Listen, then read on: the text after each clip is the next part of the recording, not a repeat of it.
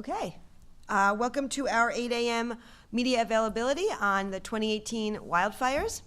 Our speakers today are Robert Field from the Earth Institute at Columbia University, Christine Wiedinmyer from the Cooperative Institute for Research in Environmental Sciences at the University of Colorado, Boulder, Mark Jackson from NOAA in Oxnard, California, and Ravan Ahmadov from the Cooperative Institute for Research in Environmental Sciences and NOAA in Boulder, Colorado.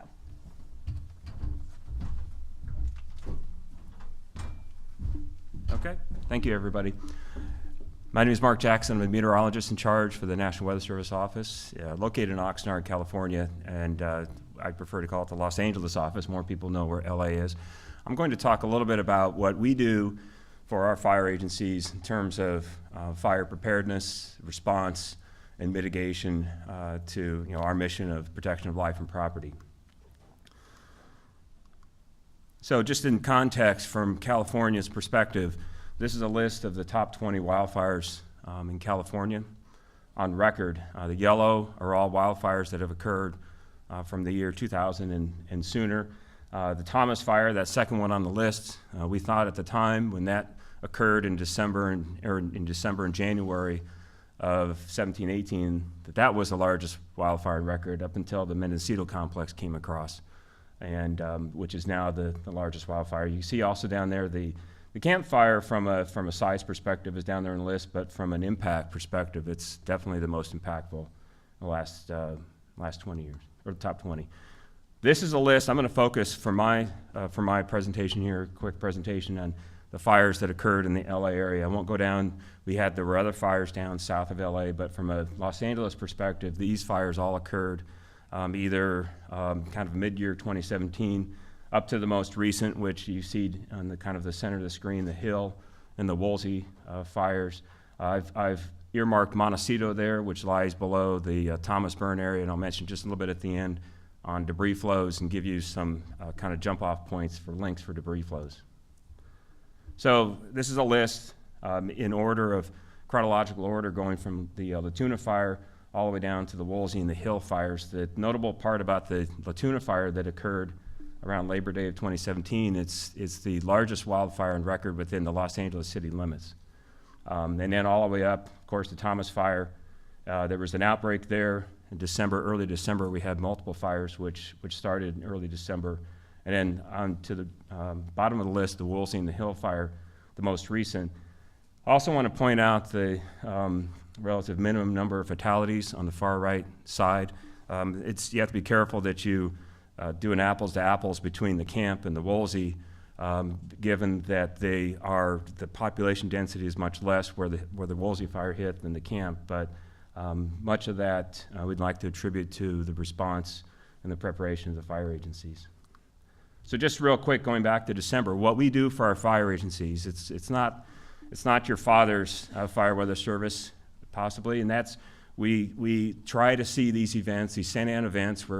We're fortunate enough that these Santa Ana events are fairly predictable, and so what we try to do is, and as soon as possible, once we see that signal, we give that message to the fire agencies. So fire started early December, so back on November 30th, we had a special call for all the fire agencies to be able to tell them what we might anticipate. We try to put key words in there as well that get their attention, such as strongest Santa Ana event of the season, strongest Santa Ana event in the last 5 years, anything to get that sense of urgency across for response. And then you look in December, we have webinars, we have partner emails that specifically go to them, give them what we think our confidence levels are in terms of the timing, in terms of the intensity. So as we went on, we have December 2nd, we had issued the red flag warning. We had the fire weather watch. The fire weather watch essentially says our confidence level is about 50%. And so, and then that gets upgraded to a red flag warning. So we upgraded that to a red flag warning, which the red flag warning specifically is a warning for potential for rapid fire spread and erratic fire behavior. It is not predicting fires. It is only indicating that there are extreme fire weather conditions, either imminent or soon to occur. And then we had another call. Fire started on December 4th and through the 6th on a Monday night. The Thomas Fire actually started on Monday night. And We also have the incident meteorologist. Almost every office has an incident meteorologist that goes out right to the fire, is right there with the incident command, gives them kind of eye-to-eye support practically around the clock. So that IMET went out on December 5th. And then we issued another red flag warning. I'm going to talk about this just real quickly here in a second. For Santa Barbara County, as the Thomas Fire spread into Santa Barbara County above Montecito. Thomas Fire was not fully contained until January 12th.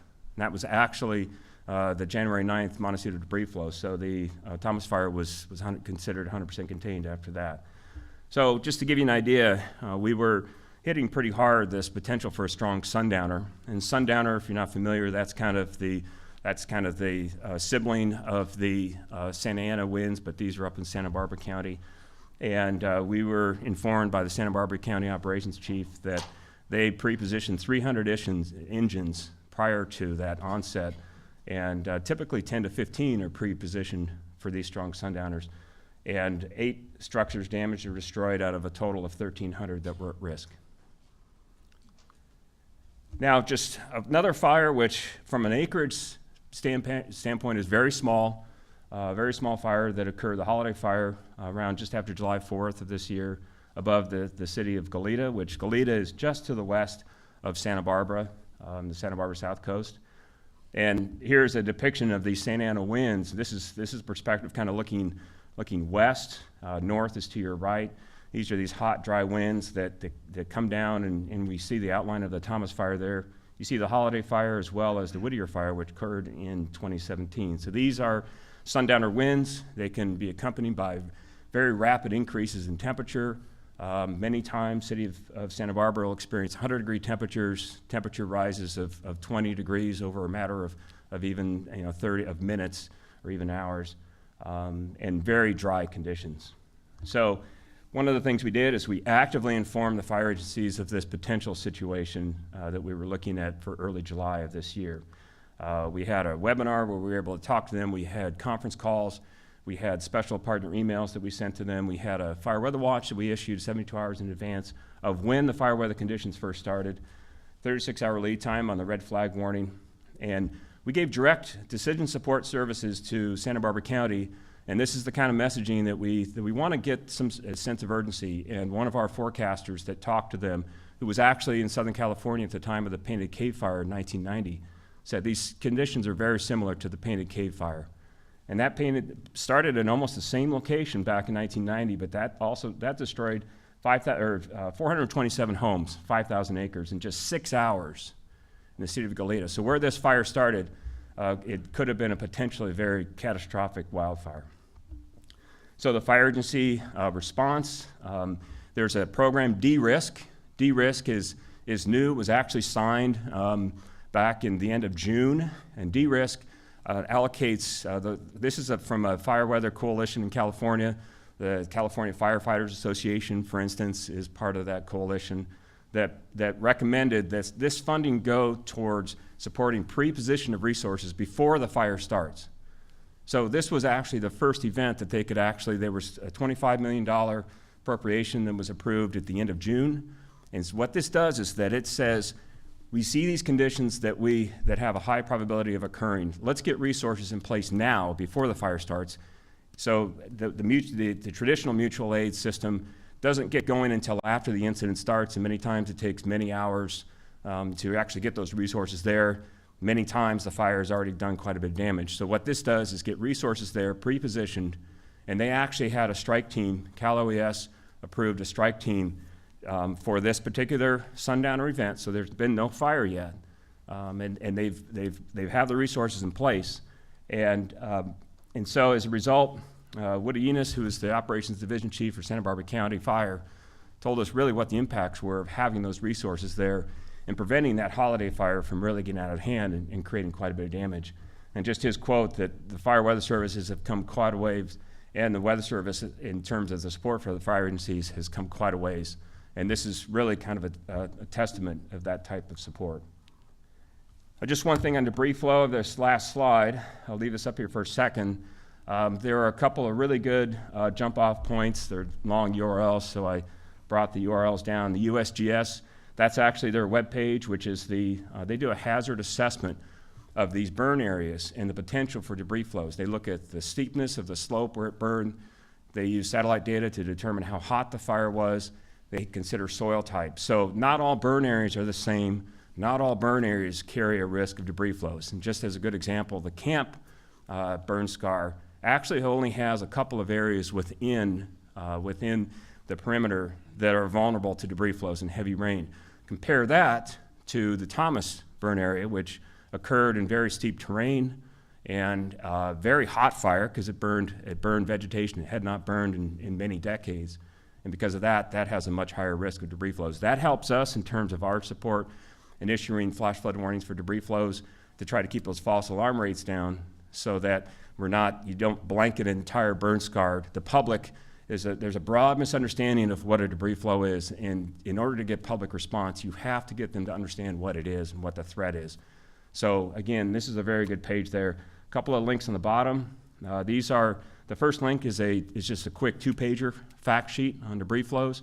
And the second link there is a whole guide. It's a PDF, multi-page guide that you can download from that link, and a lot of good information on the science of debris flows and how the National Weather Service and the USGS have worked together. Thank you. Hand it over to Robert.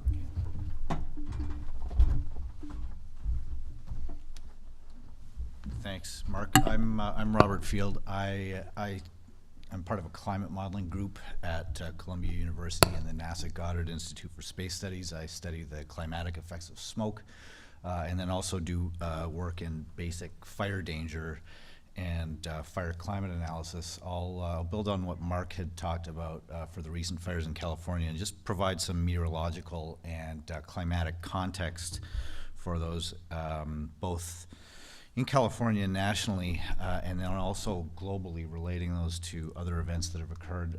So this is the Camp Fire. There were 2 historic fires in California this year, the Mendocino Complex, which is the largest on record, and then the Camp Fire, which, as Mark said, was the most destructive on record in California.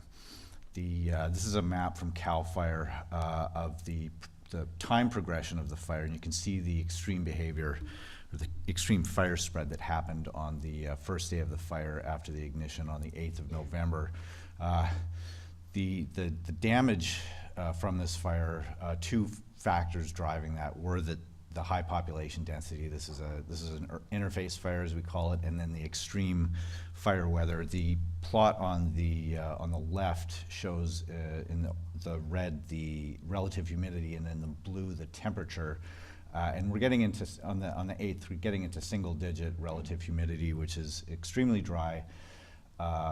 These rule of thumb when we're working in Celsius is that these are crossover conditions where the relative humidity is below the temperature. This is extremely dry fire weather, and then also driven by high surface winds. When we ask the obvious question, what is the climatic contribution to those kinds of conditions? When we look at longer term analyses going back to the 80s over the western U.S., we see that there is this is from a recent paper from a couple of years ago showing the relationship between fuel aridity, the dryness of the fuels. This comes from this is calculated from a handful of different metrics from year to year, and the annual burned area. This is on a linear scale, and this is not. So you can see there's a very sensitive, despite all of the other contributing factors to wildfire, like ignition patterns, fuels, the history of fire suppression and forest management, despite those other contributing factors, there's a strong relationship between how dry it is and the burned area each year. And you can see that here, and then also that there's been more fire over the past 15 years or so than from the mid-'80s to 1999. This is not a one-off result. This has been shown in numerous papers. So we know that there's this strong connection between the fire weather that drove the Camp Fire and burned area in the longer term. There was also one of the other catastrophic fires that happened this year was outside of Athens. There were 2 large fires, one of which burned through a beach town also was catastrophic in the number of fatalities that were caused. Same fire weather conditions, low humidity, high wind speeds, and in the wildland urban interface. When we think about the biggest picture of all, I want in trying to predict what will the future of fire look like. It is very complicated. There are natural changes in vegetation, land use policy, fire management policy, and then the climatic contribution. But just looking at the climatic contribution, even that is difficult to say. The inevitable warming that will occur in some regions can be offset by increases in precipitation. But what I wanted to point out is that these recent catastrophic fires that we've seen in Mediterranean regions, and these are just over the past 2 years, including the fires in California this year, those are all regions that are projected to get drier. And this is successor studies to this have consistently show this result, that Mediterranean regions, so Southern Europe, California, Central Chile, southern coastal South Africa and coastal Southern Australia are all expected to get drier. And I'll hand it over to Christine. Thank you. Hi there. So another thing that we study, and I study particularly, is the air quality and health impacts from wildfires. This is a slide put together by my colleague, Colleen Reed. She's a professor at University of Colorado, Boulder, who's an epidemiologist, and just showing you that there's clear evidence of health effects from wildfire smoke exposures, particularly exacerbation of asthma, COPD. That's the first figure in the middle, showing increased risk to exposure to fine particulate matter. So that's this, if you see the phrase PM 2.5, that's particles that are smaller than a certain size that can embed deep in your lungs and cause these respiratory impacts.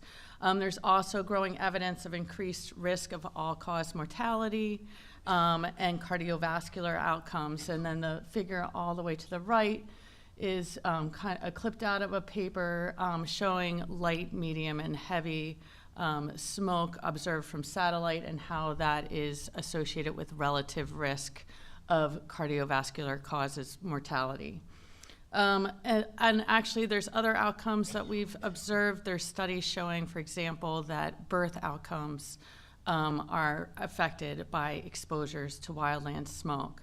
So this smoke, and particularly these particles that are emitted from fires, can have important impacts to people that are exposed even at long distances away from the fires. So one of the things we try to do is figure out how much of these particles are released from the fires. We have models that use satellite data, use reports from the forest managers. These are just examples of satellite images of the smoke and where we identify fires. And we use this information to predict how much smoke is actually being released into the atmosphere. And for example, my colleague Sean Refuse, he'll be here tomorrow. He's from UC Davis. Last year, he looked at the wine country fires outside of Sonoma and showed that in 2 days, there was nearly as much of that particulate matter that released as all the vehicles across California in 1 year. And this weekend I used my particular model just to calculate how much particulate matter of this has been released across the state from all the fires. And it's almost as large as all of the particles that were emitted from all other anthropogenic sources across the state for the entire year. And so you can imagine that in these short-term events, you have large releases of smoke that can cause really big air quality impacts. If you're interested in looking at what the smoke levels are, or these PM concentrations are, there's a lot of different places that you can look. For example, the U.S. EPA has this airnow.gov site. It has forecasts, and you'll hear more about forecasts in just a minute. But they provide these air quality index levels of health, good, moderate, unhealthy for sensitive groups, and then there's also recommendations or actions to protect different people in different classes, from sensitive groups to actually healthy individuals, depending on the level of particles in the air. We can also download and look at the real-time monitoring stations. So actually, during a smoke event, if you're interested in looking at the levels of air quality, we have that same information through Air Now, as well as other air quality sites. What I'm excited about now is there's a lot of these new networks that have low-cost sensors, or people are actually wearing monitors or having them in their homes. It's not real robust data, but it really provides an example of the sensitivity and where the hot spots are. So on the left is Purple Air. It's a company that sells these little sensors that measure particles in your home or on your person. And then openaq.org is now a global site run by Krista Hasenkoff, and she's actually here this week as well, showing monitoring stations and measurements across the world. And then I just wanted to show you a picture, and this is a snapshot from August in Seattle when you had all the fires burning across Washington, Oregon, and British Columbia. And you can see that in some places the dots were black. I mean, so these were air quality events that were hazardous for any people, not just sensitive groups, but any healthy people. Recommendations to stay inside, to have good filtration systems, to wear masks. So, and there's statements both in Washington on these days as well as in San Francisco during the Carr and Mendocino complexes, where they said that the air quality was worse, the worst air quality, and this is the worst particle pollution across the world. So worse than what we've seen in Beijing on those days, worse than we've seen in India. So these fires are contributing to large air quality impacts. One thing I want to note, and particularly in the Western United States, we have clean air, we have standards for our PM levels. So if they go above a certain level, it's hazardous for health. The EPA institutes that areas have to bring the air quality down. In the Western United States, there's been research done out of Harvard that have really shown that when we have these exceedances of the clean air, the National Ambient Air Quality Standards, in the Western United States, 90 to 95% of those exceedances are caused by wildfires. So this is very important for our health. It's very important for policy implications. So.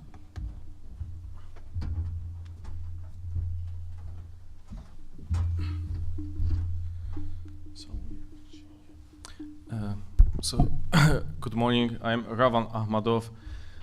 I'm going to talk about the forecasting smoke impact on air quality, visibility, and weather. So, as previous speakers noted, fires have been increasing the impact on air quality, climate, and there is a high demand in high resolution. When I say high resolution, I mean more detailed in space and time smoke forecasters over the U.S. for different applications. For example, smoke air quality alerts, which affect human health. Kristen Wiedinmyer talked about that. And then when there is quite a lot of smoke, these high pollution events, many outdoor events have to be cancelled. We had cases when big football games were cancelled, bike races, etc. And visibility. It's important to focus visibility. As you see on these photos from San Francisco, beautiful day in the Bay Area. And then just about a month ago, when during campfire, this was a view of the skyline. And as you see, the visibility was very bad.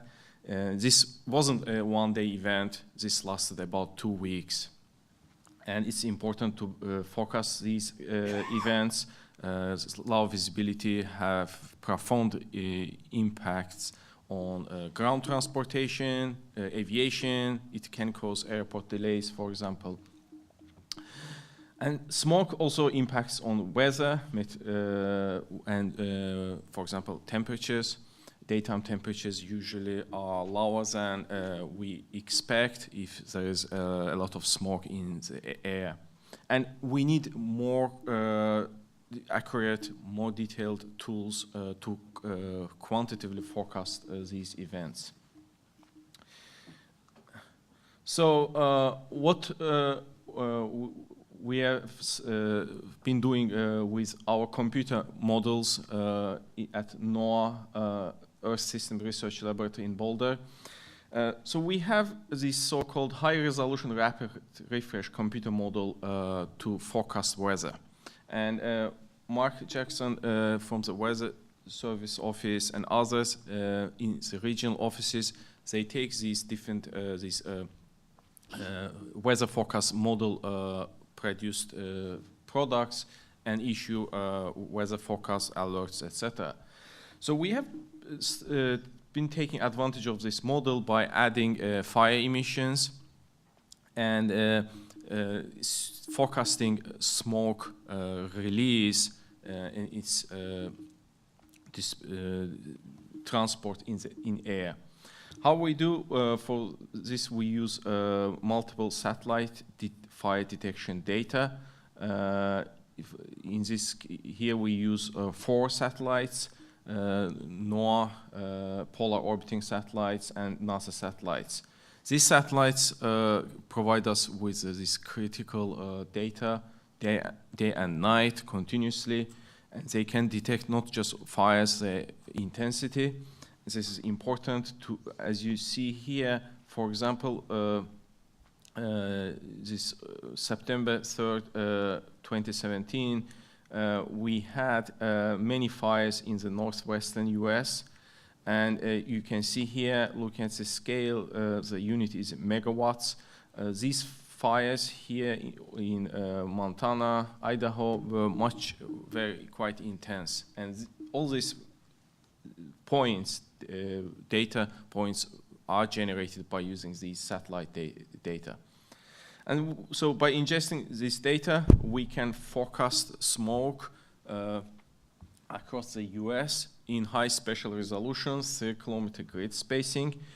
Every day, 4 times, we start our high-performance computer system starts a new forecast for next 36 hours. And here, using the same data from that September 3rd, we can, here you can see one of the cases when we had this large-scale smoke event across the western US, and even the smoke fires were here, you can see in this region, as I showed earlier, but even down in Colorado, in Front Range area, we had quite serious air quality event. So it had a huge impact across the large parts of the country. And here you can see another satellite image data. This is GOES-R geostationary satellite for the same day. One snapshot showing this huge smoke plume moving across the US. And these satellites are also important for verify, check how accurate is our forecasts. And of course, the campfire, this case was one of, I should say, unprecedented events in terms of smoke levels and its duration. So here you can see this is forecast for November 11th, about a month ago. And this is a smaller kind of a subdomain of our big CONUS domain. The purpose here is just to highlight the importance of high resolution, this detailed forecast. So you can see the fire was here, and then you see the smoke spreading around and affecting Central Valley, especially eastern part, and then also Bay Area. And this is very important. If this is the map, this was what was observed by the ground monitoring sites. Again, Kristin talked about those measurements, and this PM2.5, this fine particulate matter that goes into lungs and affects human health, also visibility.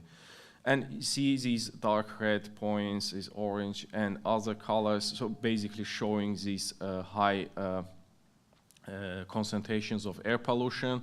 But then we have some areas where there is a little bit cleaner air and along this major highway. So again, this information is important. Again, some like users like Mark's group to help different users, public, stakeholders to plan for these events and help to overcome these air pollution cases. So, and smoke, as I showed earlier, doesn't have only regional, like near around downwind of the fire impact. That impact can go to much longer distances. And again, the campfire smoke plume actually lifted the smoke, which may also partially is quite at high altitude. And it can travel to thousands of miles. In this case, November 20th, it traveled all the way to the East Coast, and there were media reports that it affected Sunset, for example, over New York City, other areas, and maybe some of you also have noticed it. So again, this highlights how important it is to forecast smoke impact on regional, local, regional, and much larger continental scale.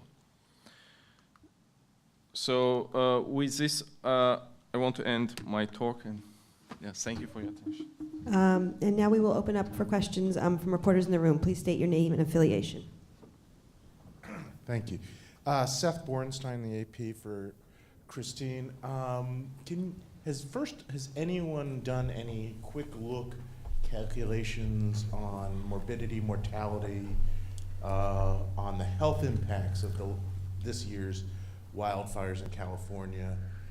Do we have figures from last year's wildfires in California in terms of morbidity, mortality from the air, not the fire? And what about models looking at PM 2.5 going into the future? I believe there was a study recently saying that it'll be worse than anything, Yeah. Can you go into that and how bad this is? And Is can you actually make an anthropogenic warming connection here or not? Thanks, Seth. No one has looked at and run the models yet to figure out what the mortality might have been, or the premature mortality might have been caused from exposure to PM 2.5. I think that's coming. It takes a little time because you have to go back and run the models a little bit more robustly. I would imagine that, give it another year or two. What was so you asked? No, I forgot your questions. So about PM 2.5 and then looking into the future, yes, there are studies trying to look at how this might change in the future, and I might pass this one off to Robert because he knows more about it than I do. Again, doing the predictions of fires because we're looking at all the different causes, it's really challenging. We do know that like last year we had kind of the perfect storm across the western United States with the wettest winter, the driest summer, and what was it? Sorry, I took notes. And the driest fall. So these were, all part of the climate system, but attributing each of those kind of components to overall anthropogenic climate change is challenging, and I'll pass that one off to you. Yeah, let me add one thing. Can we bring his slides back up, Yeah, Victor? thanks. So this is a figure from a paper that came out earlier this summer showing changes in PM 2.5 since the late 80s over the U.S. And across much of the country, PM 2.5 has gone down. in air quality has improved, and that's mainly because of cleaner fossil fuel emissions from reduced sulfur content in fuels and then less secondary organic aerosol formation. But that's not the case over the Northwest, where PM 2.5 has increased over time. And in this study, that was attributed to more fire. Concurrent with this increase is a well-documented increase in burned area that I'd shown in that paper. So to link this back to that other plot showing the relationship between dryness and fire activity in the U.S. The other thing that this study did, here's the link, it's drier, you get more fire. The other thing in this study was to understand the contribution of anthropogenic climate change to this increase in aridity over time. So linking those two, it's drier, there's more fire, and over the past, since the late 80s, as a result, we've seen an increased contribution of fire to PM 2.5. Are there any other questions from reporters in the room? Hi, Kit Stoltz for the Santa Barbara Independent. Mr. Jackson, we experienced the Thomas Fire, and we got your warnings about the Santa Ana conditions that came through loud and clear. Local authorities did not really do a good job of warning us. I think that's a consensus. Are there discussions going on about how better to alert the public to fire risk? So as far as local authorities in terms of the media, or when we are forecasting Santa Ana conditions, which is Santa Anas are very dry, very hot, very windy. When you combine that with critically dry fuels, now you have a fire danger. And so we were advertising that pretty heavily, and we advertise it, not only communicate that to our partners, fire agencies, emergency management, but also our products that are available from the media. We also post on Twitter and social media, everything as much as we can to get the word out. I guess in the media will, of course, advertise that, especially in the LA area. We have quite a few media outlets, of course, in LA.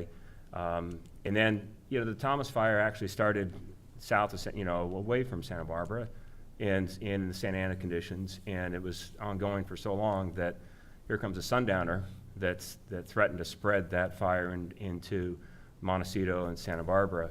I think that it possibly might be maybe the public perception of if where there's seeing the smoke and seeing the fire, really that's the attention getter. I think that it's kind of my perception that until there's a fire, it's sort of a okay, there's a red flag warning, that sort of thing, but not going to really pay attention until there's a fire. I guess that's one possible explanation in terms of sort of the public response to when those warnings go out. And there's an argument out there that the red flag warnings, which were never really intended to be a public product, they were intended to be for the fire agencies for response and initial attack, and to be prepared for initial attack.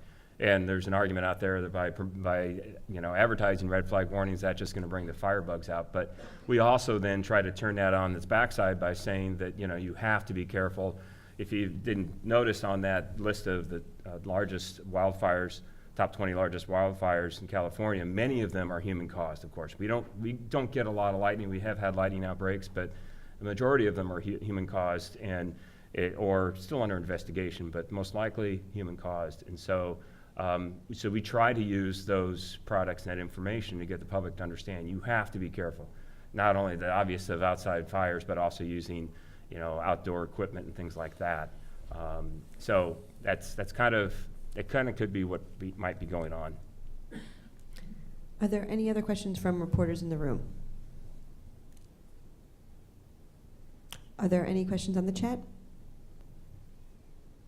No? Okay, great. That concludes our media availability. Thanks so much. Yes.